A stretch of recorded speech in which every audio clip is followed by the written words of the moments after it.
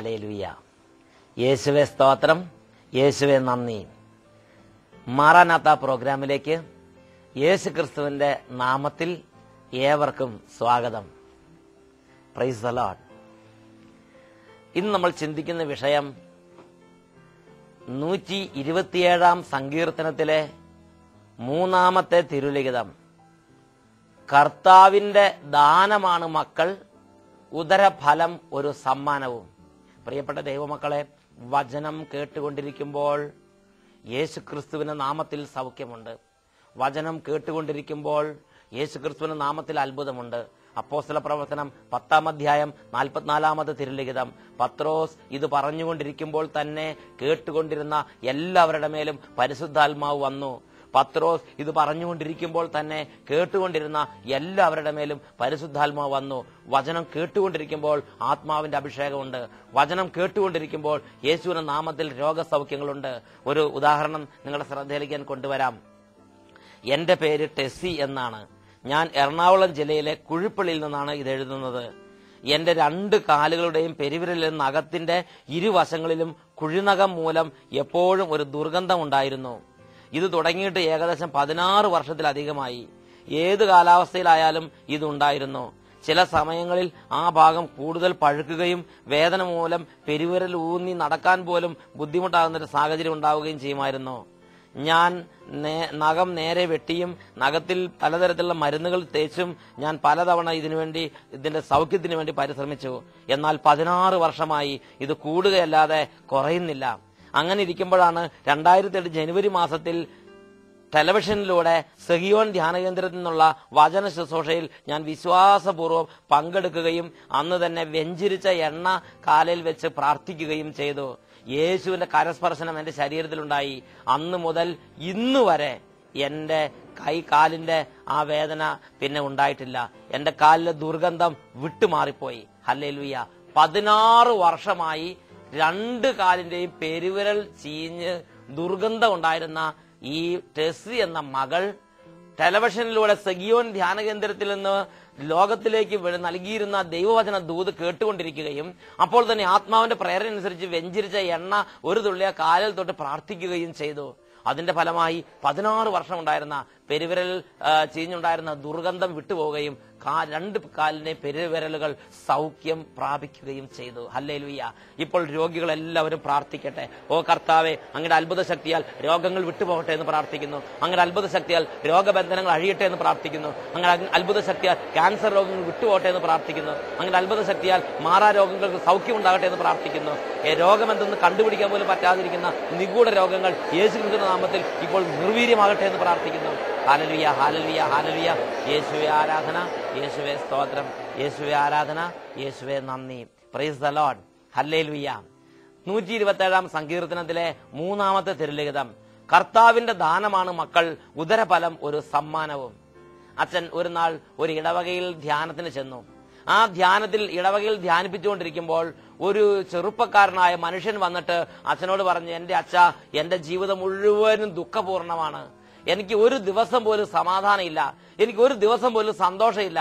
ഞാൻ ചോദിച്ചു, എന്താണ് നിന്റെ സമാധാനം നഷ്ടപ്പെടുത്തിയത്? എങ്ങനെയാണ് നിന്റെ സന്തോഷം മറഞ്ഞു പോയത്? അവൻ പറഞ്ഞു, കല്യാണ ശേഷം ഒരു 6 മാസത്തിനുള്ളിൽ തന്നെ എന്റെ ജീവിതം കണ്ണുനീർ കയമായി. ഞാൻ ചോദിച്ചു, നിന്റെ ഭാര്യ മഹാദുശാട്ടിക്കാരിയാണോ എന്ന് ചോദിച്ച്. അപ്പോൾ അദ്ദേഹം പറഞ്ഞു, അച്ഛാ, എന്റെ ഭാര്യ തങ്കപ്പെട്ടൊരു ഭാര്യയാണ്, നല്ല സ്വഭാവക്കാരിയാണ്. ഞാൻ ചോദിച്ചു, പിന്നെ എന്താണ് നിന്റെ ദുഃഖത്തിന് കാരണം? അപ്പോൾ പറഞ്ഞു, ഇന്ന് ഞങ്ങളുടെ കുടുംബത്തിൽ 2 മുറികളിലാണ് കഞ്ഞി വെക്കണത്. എന്റെ പ്രായമുള്ള അപ്പനും അമ്മയും ഒരു മുറിയിൽ കഞ്ഞി വെച്ച് കുടിച്ച് അവിടെ താമസിക്കുന്നു. എന്റെ ഭാര്യ വേറൊരു മുറിയിൽ കഞ്ഞി വെച്ച് അങ്ങനെ താമസിക്കുന്നു. ഞങ്ങളുടെ കുടുംബത്തിൽ 2 വെപ്പും 2 കുടിയുമാണെന്ന് പറയും. പ്രിയപ്പെട്ട സഹോദരങ്ങളെ, ഞാൻ ചോദിച്ചു, എന്താണ് ഒരു കുടുംബത്തിൽ ഇങ്ങനെ? നിങ്ങളുടെ പ്രാർത്ഥനയുള്ള കുടുംബമല്ലേ? നിങ്ങളൊരു ക്രിസ്തീയ കുടുംബമല്ലേ? നിങ്ങൾ എന്തുകൊണ്ടാണ് ഇങ്ങനെ ജീവിക്കുന്നത്? അപ്പോൾ അദ്ദേഹം പറഞ്ഞു, അച്ഛാ, എന്റെ ഭാര്യയും എന്റെ മാതാപിതാക്കളും തമ്മിൽ ഒരിക്കലും പൊരുത്തപ്പെടുന്നില്ല, അവർക്ക് തമ്മിൽ യോജിക്കാൻ പറ്റുന്നില്ല. 2 കൂട്ടരും നല്ലവരാണ്, അപ്പനും അമ്മയും നല്ലതാണ്, ഭാര്യ നല്ലതാണ്, പക്ഷെ ഇവർക്ക് തമ്മിൽ യോജിക്കാൻ പറ്റുന്നില്ല. ഞാൻ പറഞ്ഞു, നിന്റെ ഭാര്യയെ കൊണ്ടുവന്നൊരു ധ്യാനം കൂട്ടും. അപ്പോൾ ആ ചെറുപ്പക്കാരൻ പറഞ്ഞു, എന്റെ ഭാര്യ ഞാൻ പലതവണ വിളിച്ചു, അവൾ പറയണത് ആദ്യം അപ്പനെ അമ്മേനെയും കൊണ്ടൊന്ന് ശരിയാക്കി എടുക്ക്, എന്നിട്ട് പിന്നെ എന്നെ നന്നാക്കാൻ നോക്കാൻ പറഞ്ഞു. ഞാൻ പറഞ്ഞു, അപ്പനോടും അമ്മയോടും ധ്യാനം കൂടാൻ വരാൻ പറഞ്ഞു. അപ്പോൾ ആ ചെറുപ്പക്കാരൻ പറഞ്ഞു, അപ്പനും അമ്മയും ഇതിനോടകം തന്നെ ഒരു 100 ധ്യാനം കൂടിക്കഴിഞ്ഞു, ഇനി എത്ര ധ്യാനം വേണമെങ്കിലും കൂടാൻ തയ്യാറാണ്. അവരുടെ ആഗ്രഹം ഞങ്ങൾക്ക് ദോഷം ഉണ്ടാകരുതെന്ന് മാത്രമേ ഉള്ളൂ, ഞങ്ങൾക്ക് നന്മ വരണമെന്ന് മാത്രമേ എന്റെ അപ്പനും അമ്മയും ആഗ്രഹിക്കുന്നുള്ളൂ, അതിനുവേണ്ടി എന്തും സഹിക്കാൻ അവർ തയ്യാറാണ് എന്ന് അദ്ദേഹം പറഞ്ഞു. ഞാൻ പറഞ്ഞു, 100 ധ്യാനം കൂടിയവരാണെങ്കിൽ ഇന്ന് പിന്നെ ഉടനെ ധ്യാനത്തിന് കൊണ്ടുവരണ്ടെന്ന് പറഞ്ഞു. ഹല്ലേലൂയ. പ്രിയപ്പെട്ട സഹോദരങ്ങളെ, അപ്പോൾ ഞാൻ ആ ചെറുപ്പക്കാരന് വേണ്ടി ഒന്ന് പ്രാർത്ഥിച്ച് ചോദിച്ചു, മകനെ, നിന്റെ ഈ ദുഃഖത്തിന് കാരണം നിന്റെ വീട്ടിൽ എത്ര മക്കളുണ്ടെന്ന് ചോദിച്ചു. നിന്റെ അപ്പനും നിന്റെ അമ്മയ്ക്കും കൂടി എത്ര മക്കളുണ്ടായെന്ന് ചോദിച്ചു. അപ്പൊ അവൻ പറഞ്ഞു, ആണായിട്ടും പെണ്ണായിട്ടും ഞാൻ മാത്രമേ ഉള്ളൂ, അച്ഛാ, അതാണ് എന്റെ സങ്കടം എന്ന് പറഞ്ഞു. വേറെ ആരെങ്കിലും ഉണ്ടായിരുന്നെങ്കിൽ അവരുടെ വീട്ടിലേക്ക് എന്റെ അപ്പനെ അമ്മനെ പറഞ്ഞുകൂടായിരുന്നു. അപ്പോൾ ആ ചെറുപ്പക്കാരൻ പറഞ്ഞു, അച്ഛാ, ആണായിട്ടും പെണ്ണായിട്ടും ഞാൻ മാത്രമേ ഉള്ളൂ, അതുകൊണ്ടാണ് എനിക്ക് എന്റെ ദുഃഖം വർദ്ധിക്കുന്നത്, കാരണം ഞാനില്ലെങ്കിൽ എന്റെ അപ്പനും അമ്മയ്ക്കും വേറെ ആരുമില്ല. Price the Lord. ഹല്ലേലൂയ. പ്രിയപ്പെട്ട സഹോദരങ്ങളെ, ഞാൻ ആ വ്യക്തിയുടെ കുടുംബത്തിന് വേണ്ടി പ്രാർത്ഥിച്ചപ്പോൾ ദൈവവചനപ്രകാരം എനിക്ക് കിട്ടിയൊരു ബോധ്യമുണ്ട്. ഈ അപ്പന്റെയും അമ്മയുടെയും ദുഃഖം വർദ്ധിക്കുമെന്നല്ലാതെ കുറയുമെന്ന് എനിക്ക് ബോധ്യം കിട്ടിയില്ല. അതിനുവേണ്ടി വിശദീകരണത്തിന് വീണ്ടും ഞാൻ ദൈവവചനം പരിശോധിച്ചപ്പോൾ എനിക്ക് മനസ്സിലായൊരു സംഗതിയുണ്ട്. ഈ അപ്പന്റെയും ഈ അമ്മയുടെയും വാർദ്ധക്യ കാലത്ത് ഈ അപ്പനെയും ഈ അമ്മയെയും നോക്കാൻ വേണ്ടി ദൈവം പദ്ധതി ഒരുക്കിയ ആ സന്താനം, ആ അപ്പനും അമ്മയ്ക്കുള്ള ആ സന്താനം ഭൂമിയിൽ പിറന്നില്ല. അവർ ആ സന്താനത്തെ ഭൂമി കാണാൻ സമ്മതിച്ചിട്ടില്ല. ആദ്യത്തെ ഒരു കുട്ടി പറന്നു, അതോടുകൂടി അവർ നിർത്തി. അവർ പറഞ്ഞു, ഈ ഒരു കുട്ടിയെ തന്നെ നോക്കാനുള്ള കഴിവേ നമുക്കുള്ളൂ, ഇത് മതി എന്ന് പറഞ്ഞ് ആദ്യത്തെ കുട്ടിയോടുകൂടെ അവരുടെ പ്രസവം അവർ നിർത്തി. പ്രിയപ്പെട്ട സഹോദരങ്ങളെ, ഒരു കുട്ടി ഈ ഭൂമി ജനിക്കുമ്പോൾ ആ കുട്ടിയെക്കുറിച്ച് ദൈവത്തിനൊരു പദ്ധതിയുണ്ട്. ആ കുട്ടിയെക്കുറിച്ച് ദൈവത്തിനൊരു പദ്ധതിയുണ്ട്. ആ പദ്ധതി അനുസരിച്ച് ആ വ്യക്തിക്ക് ഈ ഭൂമി ജീവിക്കാൻ കഴിയുള്ളൂ. ഒരു കുടുംബത്തിൽ മക്കളെ നൽകുമ്പോൾ ആ കുടുംബത്തിലെ മാതാപിതാക്കന്മാരെ പരിചരിക്കാനും അവരുടെ വാർദ്ധക്യകാലത്ത് അവരെ പൊന്നുപോലെ നോക്കി വളർത്തിയെടുക്കാനും പദ്ധതിയുള്ള മക്കളെ ദൈവം ആ കുടുംബത്തിൽ കൊടുക്കും. എന്നാൽ ഈ കുടുംബത്തിൽ ആ മക്കൾ ജനിക്കുന്നതിന് മുമ്പ് തന്നെ ആ കുടുംബം പ്രസവം നിർത്തി.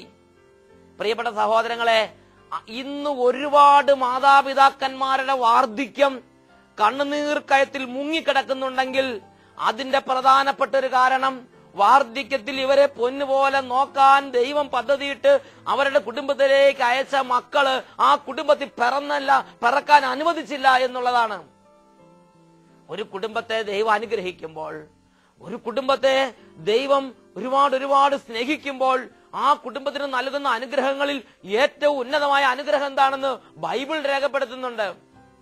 ജെറമിയായുടെ പുസ്തകത്തിൽ 30-ാമത്തെ അധ്യായത്തിൽ 19-ാമത്തെ തിരുലിഖിതം, ഒരു കുടുംബം പാപം ഉപേക്ഷിച്ച്, ഒരു വ്യക്തി തിന്മ ഉപേക്ഷിച്ച്, അന്ധകാര വഴികൾ ഉപേക്ഷിച്ച്, പിശാചിനെ ഉപേക്ഷിച്ച്, എല്ലാ നശീകരണ പ്രവർത്തനങ്ങൾ ഉപേക്ഷിച്ച് ദൈവത്തിന്റെ മാർഗത്തിലേക്ക് പിന്തിരിയുമ്പോൾ, ദൈവ കുടുംബത്തിൽ സമൃദ്ധി കൊണ്ട് നിറയ്ക്കാൻ തുടങ്ങുമ്പോൾ ആദ്യം ദൈവം കൊടുക്കുന്ന വലിയൊരു ബ്ലെസ്സിംഗ് ജെറമിയായുടെ പുസ്തകം 30-ാം അധ്യായം 19-ാം വാക്യത്തിൽ നമ്മൾ വായിക്കുന്നു.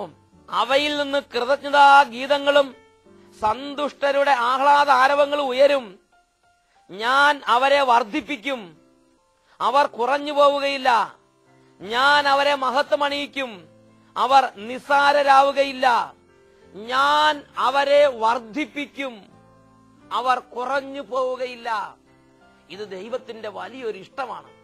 ഒരു കുടുംബത്തെ ദൈവം സ്നേഹിക്കുമ്പോൾ, ഒരു കുടുംബത്തെ ദൈവം അനുഗ്രഹിക്കുമ്പോൾ ആ കുടുംബത്തെ കുറിച്ചുള്ള ദൈവത്തിന്റെ വലിയ ഇഷ്ടമാണ്. അവർ കുറഞ്ഞു പോകരുത്, അവർ വർദ്ധിക്കണം. അതിനുവേണ്ടി ദൈവം അവരെ വർദ്ധിപ്പിക്കും. ഹല്ലേലൂയ. ഇതിനെക്കുറിച്ച് ജെറമിയായുടെ പുസ്തകം 29-ാം അധ്യായത്തിൽ 6-ാമത്തെ തിരുലിഖിതം രേഖപ്പെടുത്തുന്നുണ്ട്. ഇത് സകല കുടുംബങ്ങളെയും കുറിച്ചുള്ള ദൈവത്തിന്റെ പദ്ധതിയാണ്. ഇത് ഈ ഭൂമിയിലുള്ള സകല കുടുംബങ്ങൾക്ക് വേണ്ടിയുള്ള ദൈവത്തിന്റെ കൽപ്പനയാണ്. ജെറമിയായുടെ പുസ്തകം 29-ാം അധ്യായം 6-ാമത്തെ തിരുലിഖിതം, വിവാഹം കഴിച്ച് സന്താനങ്ങൾക്ക് ജന്മം നൽകുവിൻ. വിവാഹം കഴിച്ച് സന്താനങ്ങൾക്ക് ജന്മം നൽകുവിൻ. വിവാഹം കഴിക്കണം, വിവാഹം കഴിച്ച് സന്താനങ്ങൾക്ക് ജന്മം നൽകണം. ഞാനിങ്ങനെ നിന്നോളാം, ഞാനൊന്നും കെട്ടുന്നില്ല, ഞാനിങ്ങനെ ഒറ്റയ്ക്ക് ജീവിച്ചോളാം എന്ന് ചിന്തിക്കരുത്. അത് ദൈവവചന വിപരീതമായ ഒരു ചിന്തയാണ്. വിവാഹം കഴിക്കണം, വിവാഹം കഴിച്ച് സന്താനങ്ങൾക്ക് ജന്മം നൽകണം. ഇത് ദൈവത്തിന്റെ കൽപ്പനയാണ്. അടുത്ത വചനം, നിങ്ങളുടെ പുത്രീ പുത്രന്മാരെയും വിവാഹം കഴിപ്പിക്കുവിൻ. മക്കളെ വിവാഹം ചെയ്യിക്കണം. നിങ്ങളുടെ പുത്രി പുത്രന്മാരെയും വിവാഹം കഴിപ്പിക്കുവിൻ. അവർക്കും മക്കളുണ്ടാകട്ടെ. നിങ്ങൾ പെരുകണം. നിങ്ങളുടെ സംഖ്യ കുറഞ്ഞു പോകരുത്. ഇത് ഓരോ കുടുംബത്തെയും കുറിച്ചുള്ള ദൈവത്തിന്റെ പദ്ധതിയാണ്. നിങ്ങളുടെ സംഖ്യ കുറഞ്ഞു പോകരുത്. നിങ്ങളുടെ സംഖ്യ കുറഞ്ഞു പോകരുത്. നിങ്ങൾ പെരുകണം. നിങ്ങൾ വിവാഹം ചെയ്യണം. നിങ്ങളുടെ മക്കളെ വിവാഹം കഴിപ്പിക്കണം. മക്കളും മക്കളുടെ മക്കളും. അങ്ങനെ നിങ്ങളുടെ സംഖ്യ കുറഞ്ഞു പോകരുത്. നിങ്ങളുടെ സംഖ്യ വർദ്ധിക്കണം. അത് ഒരു കുടുംബത്തെ കുറിച്ചുള്ള, ഒരു ദൈവ പൈതലിനെ കുറിച്ചുള്ള ദൈവത്തിന്റെ അത്യുന്നതമായ ഒരു ഇഷ്ടമാണ്. Hallelujah, hallelujah. പ്രിയപ്പെട്ട സഹോദരങ്ങളെ, ഏതെങ്കിലും തരത്തിലുള്ള ബോഷ്ക് ചിന്തകൾ നമ്മുടെ മനസ്സിലോ ചിന്തയിലോ ഇരിക്കുന്നുണ്ടെങ്കിൽ ആ ബോഷ്ക് ചിന്തകളെ നാം എടുത്തു കളഞ്ഞേ പറ്റൂ.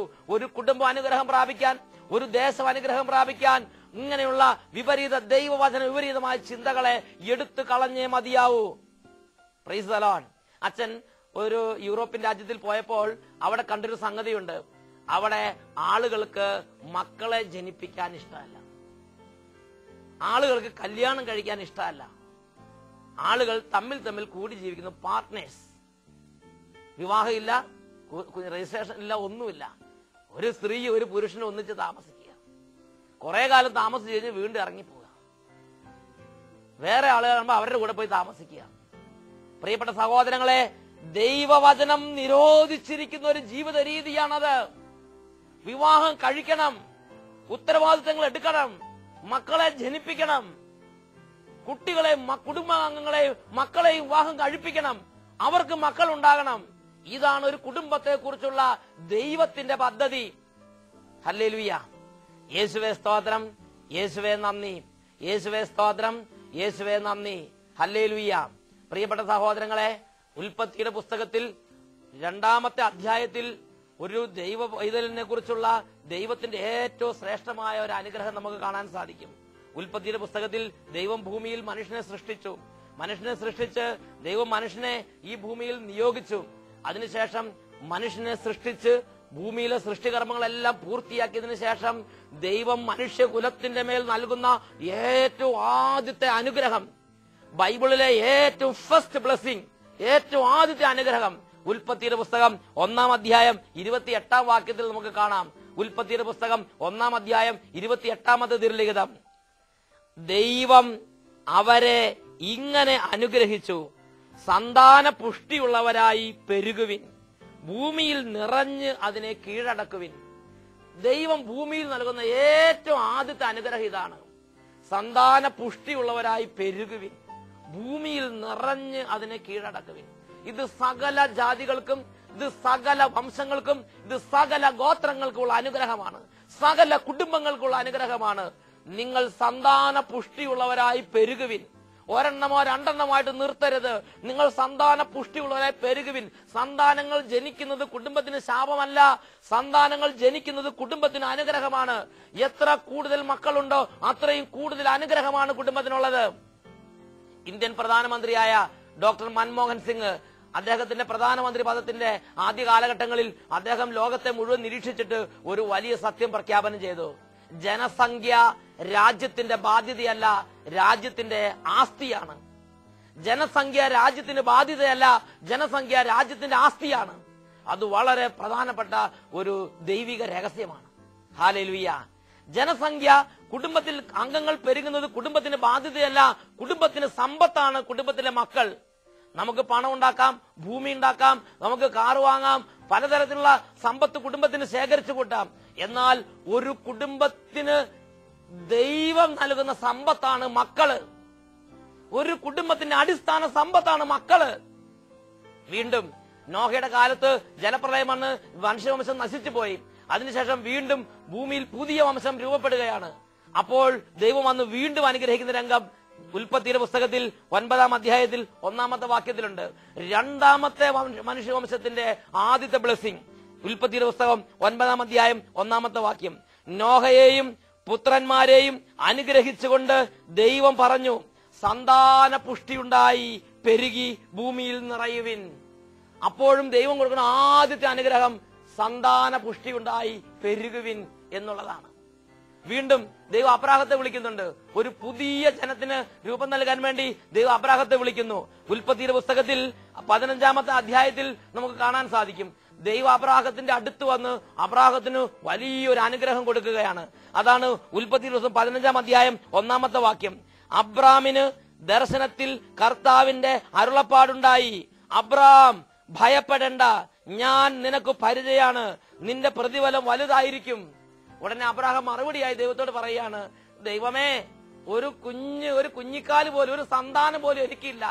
മക്കളില്ലാത്ത ഈ പടുവൃദ്ധന് എന്ത് അനുഗ്രഹമാണ്, എന്ത് പ്രതിഫലമാണ് അങ്ങ് തരാൻ പോണത്? ഉടനെ ദൈവം ചെയ്തൊരു കാര്യമുണ്ട്. 15-ാം അധ്യായത്തിൽ 5-ാമത്തെ വാക്യം.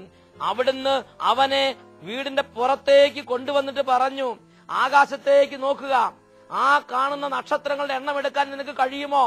നിന്റെ സന്താന പരമ്പരയും അതുപോലെ ആയിരിക്കും. ദൈവം അബ്രാഹത്തിന് കൊടുക്കുന്ന ആദ്യത്തെ അനുഗ്രഹമാണ്, നിനക്ക് സന്താന പുഷ്ടി ഉണ്ടാവും. ഇന്ന് നിനക്ക് സന്തതിയില്ല, ഇന്ന് നീ മക്കളില്ലാത്തവനാണ്, പക്ഷേ ഞാൻ നിനക്ക് പ്രതിഫലം തരും. ഞാൻ തരുന്ന പ്രതിഫലത്തിൽ ആദ്യത്തെ അനുഗ്രഹമാണ്, നിനക്ക് ആകാശത്തിലെ നക്ഷത്രജാലങ്ങൾ പോലെ മക്കളുണ്ടാകും.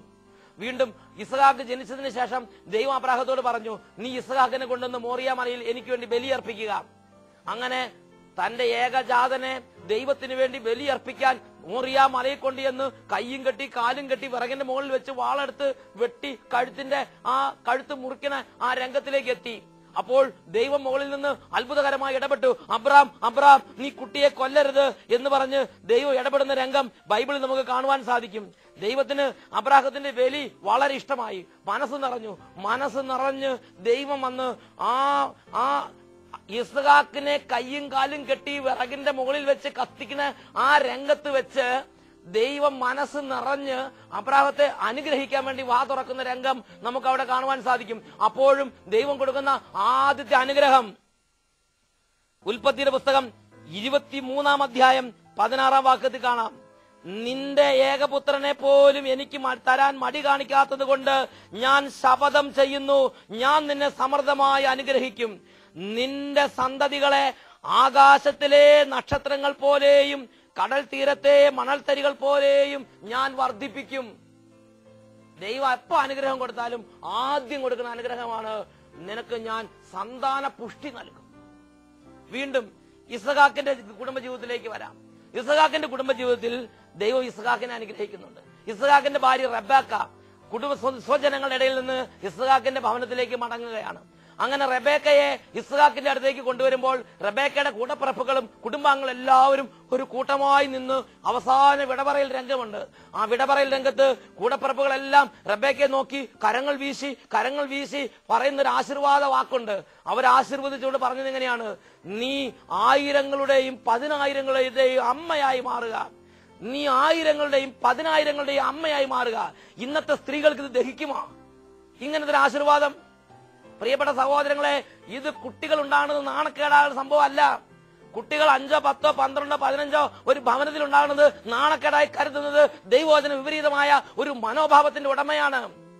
കുട്ടികൾ ഉണ്ടാകണം, സന്താനങ്ങൾ പെരുകണം. സന്താന പുഷ്ടി ദൈവത്തിന്റെ അനുഗ്രഹമാണ്. നീ 1000-ങ്ങളുടെയും 10,000-ങ്ങളുടെയും അമ്മയാകുക എന്നാണ് കൂടപ്പിറപ്പുകൾ ഹൃദയം നൊന്ത് റെബേക്കയെ അനുഗ്രഹിച്ച് ഭർതൃഭവനത്തിലേക്ക് യാത്രയാക്കുന്ന സമയത്ത് പറയുന്ന അനുഗ്രഹ ആശീർവാദം. വീണ്ടും ഇസ്ഹാക്കിന്റെ പുത്രനായ യാക്കോബിന്റെ ജീവിതത്തിലേക്ക് നമുക്ക് വരാം. യാക്കോബിന്റെ ജീവിതത്തിലും ദൈവം ഇടപെടുന്നുണ്ട്. യാക്കോബ് ഒരു പ്രത്യേക സാഹചര്യത്തിൽ സ്വന്തം അപ്പന്റെ ഭവനം വിട്ട് ഓടി വിദേശത്ത് പരദേശവാസത്തിലേക്ക് പോവുകയാണ്. അങ്ങനെ പരദേശവാസത്തിലേക്ക് പോകുമ്പോൾ വഴിയിൽ ക്ഷീണിച്ച് തളർന്ന് അവൻ ഒരു കല്ല് എടുത്ത് തലയ്ക്ക് വെച്ച് അവൻ വഴി കടന്നുറങ്ങുകയാണ്. അങ്ങനെ മരുഭൂമിയിൽ അവൻ വഴിയിൽ കടന്നുറങ്ങുമ്പോൾ, ബഥേൽ എന്ന സ്ഥലത്ത് അവൻ വഴിയിൽ കടന്നുറങ്ങുമ്പോൾ അവനൊരു സ്വപ്നമുണ്ടായി. ഒരു വലിയ കോണി, സ്വർഗം മുട്ട നിൽക്കുന്ന ഒരു കോണി, അതിന്റെ ഒരറ്റം ഭൂമിയിലും ഒരറ്റം സ്വർഗത്തിലും. ആ കോണിയിൽ കൂടെ മാലാഖമാർ ഇറങ്ങുകയും കയറുകയും ചെയ്യുന്നത് അവൻ കണ്ടു. ആ കോണിയുടെ മുകളിൽ നിന്നുകൊണ്ട് ദൈവം വന്ന് ഇസ്ഹാക്കിനെ അനുഗ്രഹിക്കുന്ന ഒരു രംഗം ഉൽപ്പത്തിയുടെ പുസ്തകത്തിൽ നമുക്ക് വായിക്കുവാൻ സാധിക്കും. പ്രിയപ്പെട്ട സഹോദരങ്ങളെ, ഉൽപ്പത്തിയുടെ പുസ്തകം 28-ാം അധ്യായത്തിൽ 10 മുതൽ 20 വരെയുള്ള വചനങ്ങളിലാണ് ഈ സ്വപ്നവും ആ ദർശനവും ആ അരുളപ്പാടുകളും രേഖപ്പെടുത്തിയിട്ടുള്ളത്. അവിടെ ഇങ്ങനെയാണ് നാം കാണുന്നത്. 28-ാം അധ്യായം 13-ാമത്തെ വാക്യം. ഗോവണിയുടെ മുകളിൽ നിന്നുകൊണ്ട് കർത്താവ് അരുളി ചെയ്തു, ഞാൻ നിന്റെ പിതാവായ അബ്രാഹത്തിന്റെയും ഇസ്ഹാക്കിന്റെയും ദൈവമായ കർത്താവാണ്. നിന്റെ സന്തതികൾ ഭൂമിയിലെ പൂഴി പോലെ എണ്ണമറ്റവരായിരിക്കും.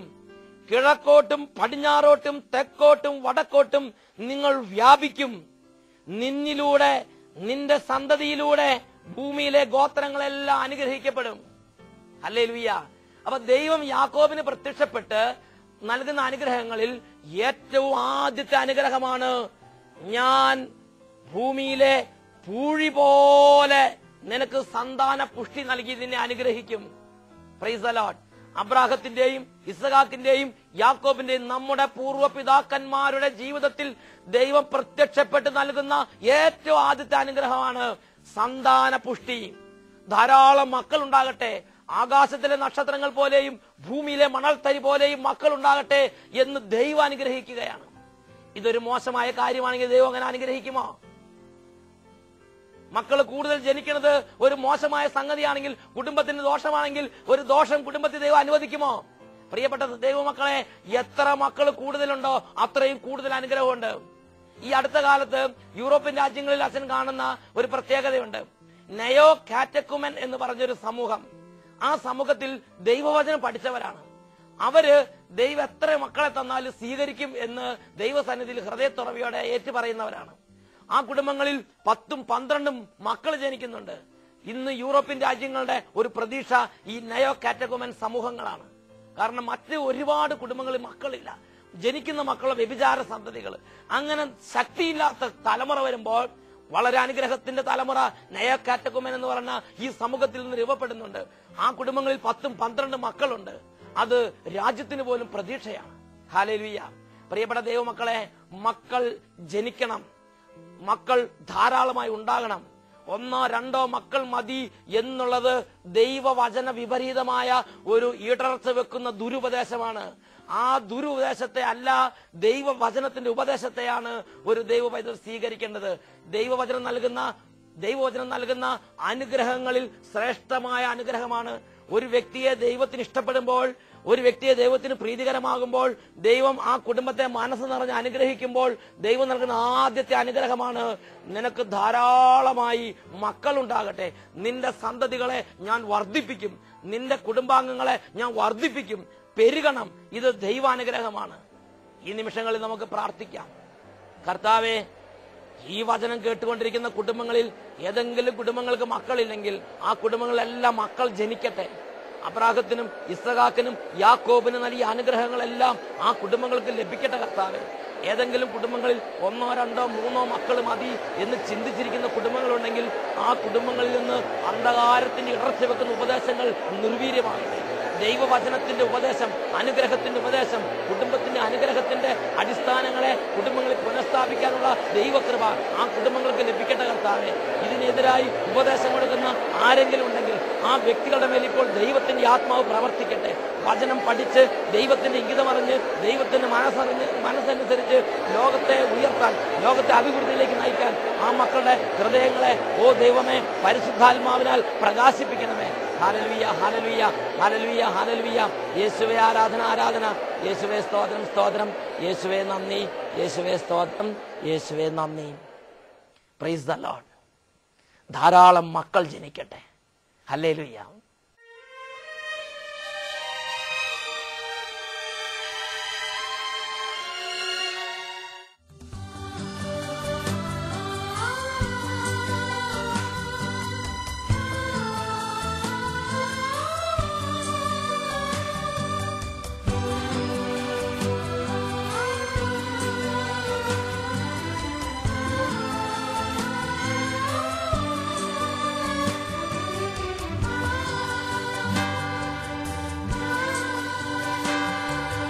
പറുദീസ മുഴുവൻ ഹൃദയത്തിനേകുന്ന പരിശുദ്ധ കാരുണ്യമേ, പരിശുദ്ധാത്മാവിനെ സദയം പകരുന്ന പരമോന്നത സൗഭാഗ്യമേ,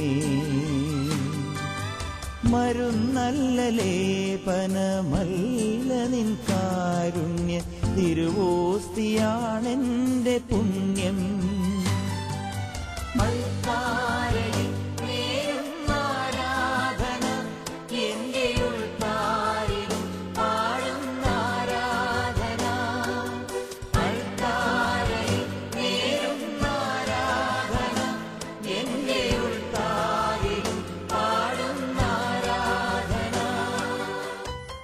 സൃഷ്ടപ്രപഞ്ചം മുഴുവനെയും സൃഷ്ടിച്ച കർത്താവ് ഭൂമിയിൽ മനുഷ്യനെ സൃഷ്ടിച്ചിട്ട് പറഞ്ഞു, സന്താന പുഷ്ടിയുള്ളവരായി പെരുകുവിൻ.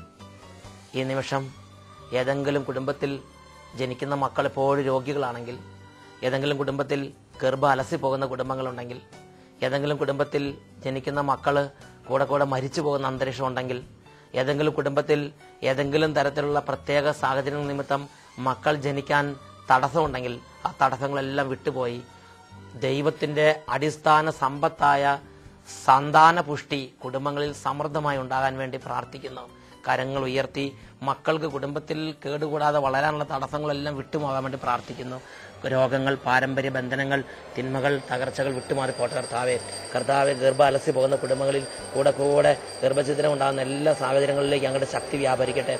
കുഞ്ഞുങ്ങൾ വളരാൻ, കുഞ്ഞുങ്ങൾ കേടുകൂടാതെ വളരാൻ, സന്തോഷത്തിൽ വളരാൻ, ധാരാളം മക്കൾ ഉണ്ടാകാൻ, കുടുംബങ്ങൾക്ക് തടസ്സങ്ങൾ ഉണ്ടാക്കുന്ന എല്ലാ തടസ്സങ്ങളെയും കർത്താവെ കുടുംബങ്ങളിൽ നിന്ന് എടുത്തു മാറ്റണമേ. മക്കൾ ധാരാളമായി ഉണ്ടാകട്ടെ കർത്താവെ. കുടുംബത്തിന് ധാരാളം സമ്പത്തുണ്ടാകട്ടെ. കുടുംബങ്ങളെല്ലാം സന്തോഷമുള്ള കുടുംബങ്ങളാകട്ടെ. കുടുംബങ്ങളെല്ലാം അനുഗ്രഹമുള്ള കുടുംബങ്ങളാകട്ടെ. ദൈവമേ, കുടുംബങ്ങളെല്ലാം അനുഗ്രഹമുള്ള കുടുംബങ്ങളാകട്ടെ. Hallelujah, hallelujah, hallelujah. എല്ലാ കുടുംബങ്ങളെയും യേശുക്രിസ്തുവിന്റെ നാമത്തിൽ അനുഗ്രഹിച്ച് സന്താന പുഷ്ടിക്ക് തടസ്സം നിൽക്കുന്ന ശക്തികളെ ബന്ധിക്കുന്നു. Hallelujah, hallelujah, hallelujah. യേശുവേ സ്തോത്രം. സന്താന പുഷ്ടിയുള്ളവരായി പെരുകുവിൻ. Hallelujah, hallelujah. യേശുവേ നന്ദി, യേശുവേ സ്തോത്രം.